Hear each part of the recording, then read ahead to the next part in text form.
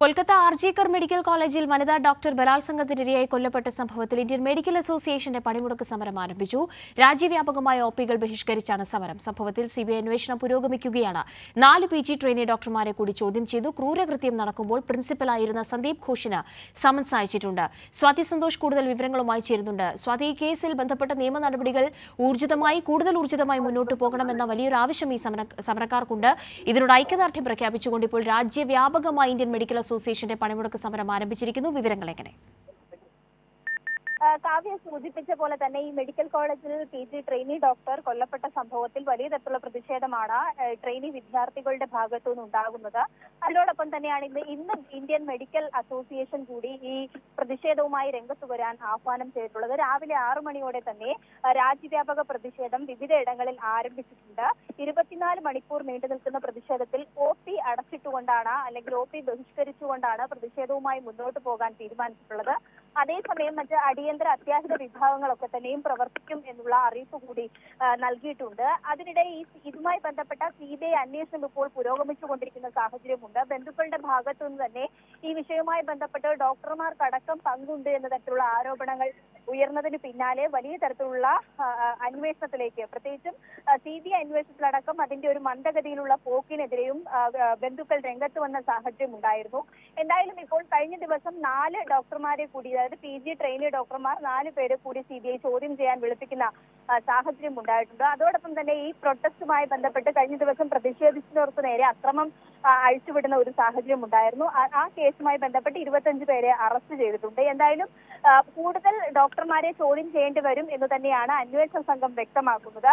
പ്രത്യേകിച്ചും ഇതുമായി ബന്ധപ്പെട്ട വലിയ ആരോപണങ്ങൾ കുടുംബവും വിദ്യാർത്ഥികളും മുന്നോട്ട് വെക്കുന്ന സാഹചര്യത്തിൽ മുന്നോട്ടുള്ള അന്വേഷണത്തിൽ കൂടുതൽ ഡോക്ടർമാരെ അടക്കം ചോദ്യം ചെയ്യപ്പെടേണ്ടി വരും എന്നുള്ളതും ഏറ്റവും പ്രധാനമാണ്. മാത്രമല്ല കഴിഞ്ഞ ദിവസം ഒക്കെ തന്നെയും ഇതുമായി ബന്ധപ്പെട്ട് ട്രെയിനി റെസിഡന്റ് ഡോക്ടേഴ്സിന്റെ നേതൃത്വത്തിലുള്ള വലിയ തരത്തിലുള്ള പ്രതിഷേധം രാജ്യവ്യാപകമായി നടക്കുന്ന സാഹചര്യം ഉണ്ടായിരുന്നു. ഇന്നലെ ദില്ലിയിലടക്കം ആരോഗ്യ മന്ത്രാലയത്തിന് മുന്നിൽ വലിയ തരത്തിലുള്ള പ്രതിഷേധം സംഘടിപ്പിക്കുന്ന സാഹചര്യത്തിൽ പോലീസ് അടക്കം അവരെ തടയുന്ന ഒരു സാഹചര്യം വന്നപ്പോൾ വിദ്യാർത്ഥികളോട് അല്ലെങ്കിൽ ഈ സമരത്തിൽ പ്രതിഷേധിച്ചവർക്കെതിരെ വലിയ തരത്തിലുള്ള ആഹ്വാനം പോലീസിന്റെ ഭാഗത്തു നിന്നുണ്ടാകുന്നുണ്ടായിരുന്നു. അതോടൊപ്പം തന്നെ പോലീസ് അപ്പോൾ പ്രതിഷേധക്കാരോട് ആവശ്യപ്പെട്ടത് നിങ്ങൾ ഈ ആരോഗ്യ മന്ത്രാലയത്തിൽ നിന്നും മാറി ജന്തർ മന്ദിറിലേക്ക് പോയി പ്രതിഷേധിക്കൂ എന്ന ആഹ്വാനം പോലീസിന്റെ ഭാഗത്തു നിന്നുണ്ടായതിനെ തുടർന്ന് വിദ്യാർത്ഥികൾ കടുത്ത രാഷ്ട്രീയ നിലപാടുകളും സ്റ്റേറ്റ്മെന്റും ഉന്നയിക്കുന്ന സാഹചര്യം ഉണ്ടായി. വിനേഷ് ഫോഗട്ട് ജന്തർ മന്ദിറിലാണ് പ്രതിഷേധിച്ചത്, എന്നിട്ട് അവർക്ക് എന്തു നീതി കിട്ടി എന്നതടക്കമുള്ള കാര്യങ്ങൾ വിദ്യാർത്ഥികൾ മുന്നോട്ട് വെക്കുന്ന സാഹചര്യം ഉണ്ടായിരുന്നു. എന്തായാലും ഈ വിഷയത്തിൽ രാജ്യവ്യാപകമായി പ്രതിഷേധം മുന്നോട്ട് പോകുമ്പോൾ ഈ ഇരയ്ക്ക് നീതി ലഭിക്കണം എന്നത് അടക്കമുള്ള ആവശ്യങ്ങൾ മുന്നോട്ട് വെക്കുന്നുണ്ട് പ്രതിഷേധക്കാർ. അതോടൊപ്പം തന്നെ പറയുന്നത് ഇതുമായി ബന്ധപ്പെട്ട് ആശുപത്രി ജീവനക്കാർക്ക് സുരക്ഷ ഏർപ്പെടുത്തേണ്ടത് സർക്കാരിന്റെ ഉത്തരവാദിത്തമാണ്.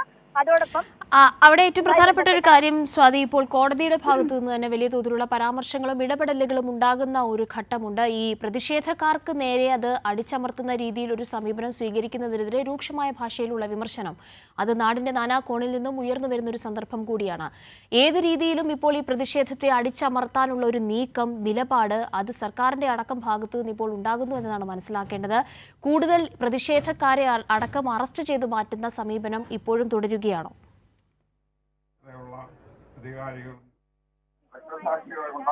കോടതിയുടെ ഇടപെടൽ ഉണ്ടായപ്പോൾ തന്നെ പറഞ്ഞത് ഈ പ്രതിഷേധക്കാർ, അതായത് ഇതുമായി ബന്ധപ്പെട്ട പ്രതിഷേധത്തെ അടിച്ചമർത്താൻ കഴിയില്ല. പ്രത്യേകിച്ചും ഇത്രയും ഗൗരവകരമായ ഒരു ആരോഗ്യ രംഗത്ത് നിൽക്കുന്ന ഒരു ഡോക്ടർ തന്നെ മരണപ്പെട്ട സാഹചര്യത്തിൽ, അതും ക്രൂരമായി ബലാത്സംഗം ചെയ്ത് കൊല്ലപ്പെട്ട സാഹചര്യത്തിൽ പ്രതിഷേധിക്കുന്നവരോട് പറയാൻ ഉള്ള അധികാരം സർക്കാരിനില്ല എന്നടക്കമുള്ള കാര്യങ്ങൾ പറഞ്ഞ് കോടതിയടക്കം നിരീക്ഷണം രേഖപ്പെടുത്തിയിരുന്നു. എന്നാൽ മമതാ ബാനർജി സർക്കാരിനെതിരെ വലിയ തരത്തിലുള്ള ആരോപണം ഉയർന്ന സാഹചര്യത്തിൽ ഈ പ്രതിഷേധത്തിൽ നിന്നും പിന്നോട്ട് പോകണമെന്ന വിദ്യാർത്ഥി സംഘടനകളോടും, അതായത് ഈ റെസിഡന്റ് ഡോക്ടേഴ്സ് അസോസിയേഷന്റെ പ്രതിഷേധമൊക്കെ കഴിഞ്ഞ ദിവസം നടക്കുന്നുണ്ടായിരുന്നു. അപ്പോൾ ആ പ്രതിഷേധക്കാരോട് ഇതുമായി ബന്ധപ്പെട്ട് ഈ പ്രതിഷേധം അവസാനിപ്പിക്കണമെന്നടക്കം സർക്കാർ ആവശ്യപ്പെട്ട ഒരു സാഹചര്യമുണ്ട്. മാത്രമല്ല ഇതുമായി ബന്ധപ്പെട്ട് പശ്ചിമ ബംഗാളിൽ നിരന്തരമായി ഇത്തരത്തിലുള്ള സംഭവങ്ങൾ ഉണ്ടാകുന്നു. സ്ത്രീകൾക്ക് നേരെയുള്ള അതിക്രമങ്ങൾ തുടർക്കഥയാവുന്ന സാഹചര്യത്തിൽ BJP അടക്കമുള്ള രാഷ്ട്രീയ പാർട്ടികൾ, മറ്റ് ലെഫ്റ്റ് പാർട്ടികളെല്ലാം തന്നെ മമതാ ബാനർജിക്കെതിരെ ഗുരുതരമായ ആരോപണങ്ങൾ ഉന്നയിക്കുന്ന സാഹചര്യത്തിൽ കൂടിയാണ് ഇത്തരത്തിൽ പ്രതിഷേധക്കാരെ മാറ്റി നിർത്തിക്കൊണ്ട് അല്ലെങ്കിൽ ഈ പ്രതിഷേധത്തിൽ നിന്നും പിന്നോട്ട് പോകാൻ ഈ സംഘടനകളോട് ആവശ്യപ്പെടുന്ന ഒരു നിലപാട് സർക്കാരിന്റെ ഭാഗത്തു നിന്ന് ഉണ്ടാകുന്നത്. എന്നാൽ ഈ പ്രതിഷേധത്തിൽ നിന്നും പിന്നോട്ട് പോകാൻ പ്രതിഷേധക്കാർ തയ്യാറാകുന്നില്ല എന്ന് വേണം കാണാൻ. അവർ മുന്നോട്ട് പോവുകയാണ്. അവരുടെ പ്രധാനപ്പെട്ട ആവശ്യങ്ങളെല്ലാം തന്നെ ഏറ്റവും ഗൗരവകരമായ ആവശ്യങ്ങൾ തന്നെയാണ് അവർ മുന്നോട്ട് വെക്കുന്നത്. അതുകൊണ്ട് തന്നെ ഇതിന്റെ ഗൗരവം മനസ്സിലാക്കിക്കൊണ്ട് പ്രതിഷേധിക്കാൻ തന്നെയാണ് വിദ്യാർത്ഥി സംഘടനകളുടെ തീരുമാനം. അതിന്റെ ഭാഗമായി തന്നെയാണ് രാജ്യവ്യാപകമായി ഇത്തരത്തിലുള്ള പ്രതിഷേധത്തിൽ മുന്നോട്ട് പോകാൻ സംഘടനകൾ ഇപ്പോൾ തീരുമാനിച്ചിട്ടുള്ളത്. ശരി, സ്വാതി സന്തോഷാണ് ദില്ലിയിൽ നിന്നുള്ള വിവരങ്ങൾ നൽകിയത്.